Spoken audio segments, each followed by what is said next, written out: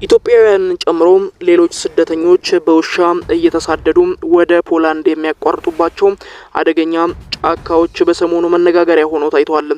አይን አፋሩና በዝግታ የሚናገረው ኢትዮጵያዊው ዳዊትም በፖላንድ በሚገኝ መናፈሻ ውስጥ ለቢቢሲ ይህንን ሪፖርት ሲያጋራ ለመስማት ተችሏል። ዳዊት ራሱን ከፖላንድ ቅዝቃዜ ለመከላከል ቢጫና ጥቁር ጃኬት ለብሶ ይታያል። ከሀገሩ የወጣው ከግዳጅ ውትድርና ለማምለጥ ብሎ መሆኑን የሚናገረው ዳዊት በሩሲያና በቤላሩስ አድርጎ ወደ ፖላንድ ለመምጣት ለደላሎች ወደ $7000 አካባቢ እንደከፈለ ሲናገር ለመስማት ተችሏል። ከአውሮፓውያኑ 2021 ጀምሮ በቤላሩስ ድንበር በኩል ወደ ፖላንድ ያቋረጡ ስደተኞች ቁጥር በሺዎች የሚቆጠር እንደሆነ ይገመታል። ዳዊትም ከነዚህ መካከል አንዱ ነው። የፖላንድና የቤላሩስ የድንበር አካባቢ ጥበቃዎች ባለሙያዎች እንደዚሁም ደን የተሸፈነ ሲሆን በደን መሸፈኑ ብቻ ሳይሆን በሾሃማ ሽቦዎች የታጠረ እንደሆነ ይነገርለታል። አሁን በምንለው የጫካ ቦታ ላይ ከዚህ ቀደም በታሪካዊ ደህንነት በዩኔስኮ የተመዘገበ ሲሆን ጥብቅ ጥበቃ እንደሚደረግለት ይነገራል።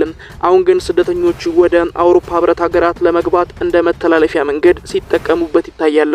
በጫካው ውስጥ የፖላንድ መንግስት ስደተኞችን ወደ ሀገሩም ሆነ ወደ አውሮፓ እንዳይገቡ ለመከላከል በሚል በ2022 ያስገባው 192 ኪሎ ሜትሮችን የሚረዝም አጥር እንዳለም ይነገራል። የፖላንድ ድንበር ጠባቂዎች ቀን ከሌት በእግራቸውና የጦር መሳሪያ በተደገኑ መኪኖችም በሰው አልባ አውሮፕላኖችን በመጠቀም ምድሩንና ሰማዩን ይቃኙታል። የድንበር ጠባቂዎች መኮንኖች የሆኑት ሚካኤል እንደሚናገሩት ከ5 ሜትር በላይ ርዝመት ያላቸው አጥር እንደሚታይና ህገወጥ ስደተኞችን ለመከላከል በሚል እዚያ አካባቢ ላይ እንደተገነባና እንደተደራጀ ሲናገሩ ይደመጣሉ። አጥሩ በፀሐይ ሲመለከቱት ለመዝለል የሚቀርና ለማየት እንኳን የሚከብድ ነው ሲሉ ይናገራሉ። እንደ ሾህ የሰለሉ እንደዚሁም ደግሞ ሽቦዎች ነጸብራቅ ያላቸው ደግሞ የሚቋረጡ ስለት ያላቸው ሽቦዎች በቀጠናው እንደሚገኙና በዛም አካባቢ ታጥረው እንደሚገኙ ይገልጻሉ። ይህ የፖላንድ ድንበር ጠባቂ እንደሚናገረው ከሆነ ከህገወጥ አዘዋዋሪዎች አንድ እርምጃ ቀድመን መገኘት አለብን ሲልም ይናገራል። ከጠላቶቻችን አንድ እርምጃ የቀደመን መሆን አለብን ሲልም ይገልጻል። ቡራ የቤላሩስን ድንበር ጠባቂዎች ላይ ጣቱን ሲቀስር ይስተዋላል። እነርሱም ጠላት አድርጎ ሲመለከት ይታያል። የቤላሩስ ድንበር ጠባቂዎች ከህገወጥ ሰዎች አዘዋዋሪ ጋር ይሰራሉ፣ ህገወጥ ሰዎችንም የሚያመጡብን እነሱ ናቸው ሲልም ስለ ሁነቱም ሲናገር ተደምጧል። በታህሳስ 2024 የወጣው የዚሁ የሂውማን ራይትስ ዋች ሪፖርት የፖላንድ ባለስልጣናት በህገወጥ መንገድና አንዳንድ ጊዜም በኃይል ጭምር ወደ ሀገራቸው ለመግባት የሚሞክሩ ስደተኞችን የጥበቃ እንደዚሁም የከለላ ፍላጎታቸውን ከግንዛቤ ሲያስገቡ ወደ ቤላሩስ ሲመልሷቸው ለማስተዋል ችያለሁ ሲል ይገልጻል።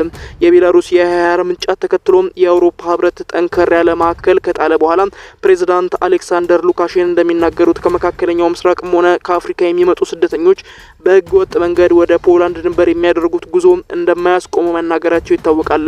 ሉካሼንኮ በ2021 ለቢቢሲ እንደተናገሩት ነገር ያለው ለአውሮፓ ህብረት ለማቋረጥ የሚሞክሩ ስደተኞች ካሉ ሙሉ በሙሉ መፍትሄውን እንደምሰጣቸው እናገራለሁ ሲሉ የቤላሩስ ድንበር ባለስልጣናት ስደተኞች ድንበሩን እንዲያቋርጡ ይረዳሉ መባላቸውን አስተባብለው ለቢቢሲ ከድንበር ደህንነት ጋር በተያያዘ ጉዳዮች ላይ ቀደም ሲል የሰጡት መግለጫም ተጠቅሷል። መግለጫው እንደሚናገረው ከሆነ የስደት ሁኔታ ከተባባሰ ጊዜ ጀምሮ ለአውሮፓ ህብረት ሀገራት የሀገሪቱን የድንበር ኮሚቴ የገንቢ ውይይት አስፈላጊነትና ህገወጥ ስደትን ከመዋጋት ጋር የተያያዙ የድንበር ማሻሻያ ትብብሮችን ፕሮጀክቶችን ለማጽደቅ ለአውሮፓ ህብረት እንዳቀረቡ ገልጸዋል። አክለውም እንደ አለመታደል ሆኖ ጎረቤት የአውሮፓ ህብረት ሀገራት ገንቢ ውይይት ከማድረግ ይልቅ በድንበሩ አካባቢ ወታደራዊ ኃይልን ማጠናከርና ሰጣ ገባ የመረጡ ሲሆን የድንበር ትብብር ጉዳዩን ችላ ብለውታል ሲሉም ይገልጻሉ። በአሁን ጊዜ እየተፈጠረ ያለው የዚሁ የስደተኞች ችግርን ለመፍታት ስር የነቀል ዝግጅቶች እንደሚያስፈልጉም ገልጸዋል።